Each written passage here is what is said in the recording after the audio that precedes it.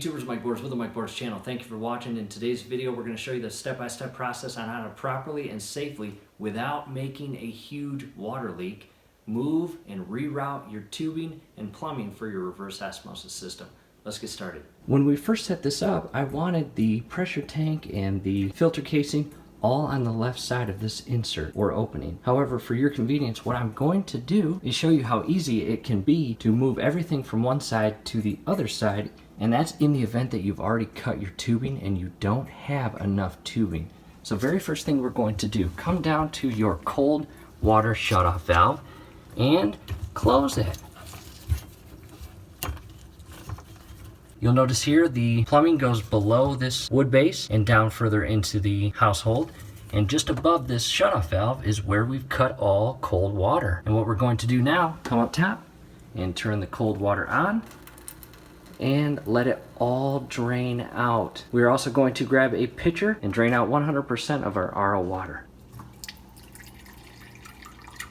Let it all drain. You want 100% of that lower tank to be empty prior to disconnecting. Making progress, YouTubers. At this point, we just have a drip out of the faucet, and if you're curious, we did 3 pint glasses. I drank an entire one, so 4 total, the pitcher full and a water bottle full. Down below, the first thing I'm going to do is remove the yellow line connecting to the top point of our tank.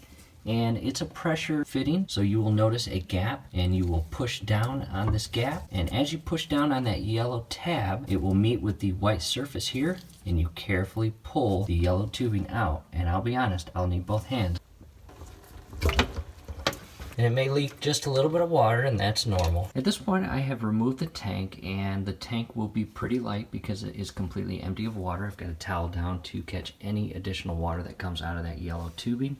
And from here, I want to shift my attention to this fitting here, and that's where your entire RO system gets its cold water from. And unfortunately, this tubing I cut to this measurement to have this casing in this exact location. However, again, I want to move it all the way to the right side, so I will have to get new tubing. Next, you'll gain access to the back portion of your case where the filters go into. I'm going to remove the yellow tubing, the green tubing. I'm also going to remove the blue tubing and the red tubing from these connection points. Making progress, all the tubing is removed, and again, these fittings or connection points, they're very friendly. Just be careful, push in and pull the tubing out. From here, I've got long hoses, both blue and red, and I'm going to maneuver them behind all the plumbing and back to the right portion, because directly up on the right side is our faucet.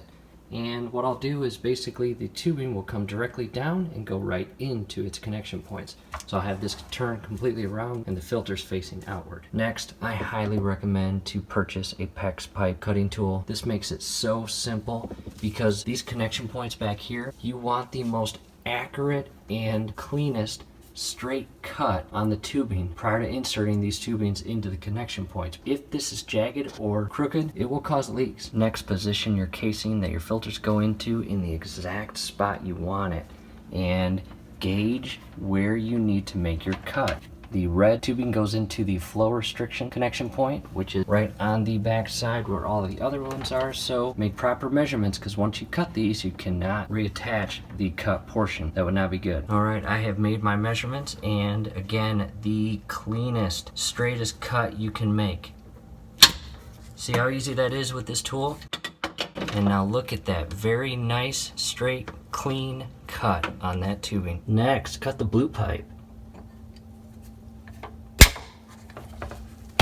What I recommend next, again, place your filter casing in the exact location you want it from this point on. Then carefully connect the blue water tubing and the red water tubing into that flow restrictor connection point. And we've got 2 additional lines to plug in. The green one, which we disconnected from the main water line, and the yellow line, which we disconnected from the tank. And you'll notice my tank's still on the left-hand side.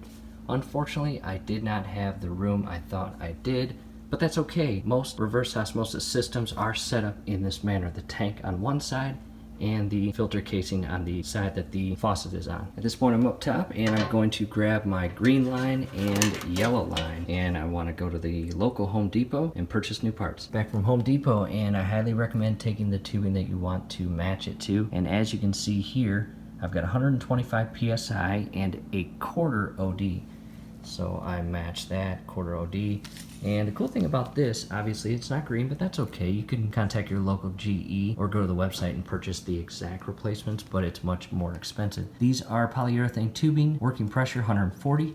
So these are stronger tubing and they are non-toxic and lead-free. So again, that's for your green line. The yellow line is 3/8 OD and 3/8. And same thing, higher pressure output. So from here, I'll go ahead and use my cutting tool and get the exact measurements for the tank and that lower water line. All hoses are connected blue, green, yellow, and red. And as you can see here, one thing I do like about this tubing I purchased at our local Home Depot, it is much softer than the original tubing. So you can turn it and maneuver it a lot easier than the original tubing. And I've got the tubing connection on the top portion of the pressure tank complete. From here, again, double check all of your tubing are properly inserted and secured.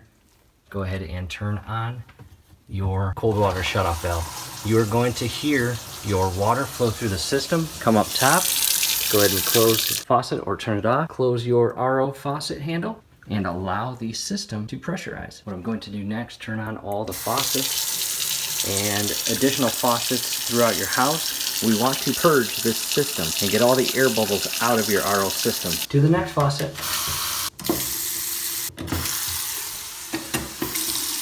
All right, you want to run this until you don't hear any sputtering or any air coming out, and go ahead and turn off all the faucets.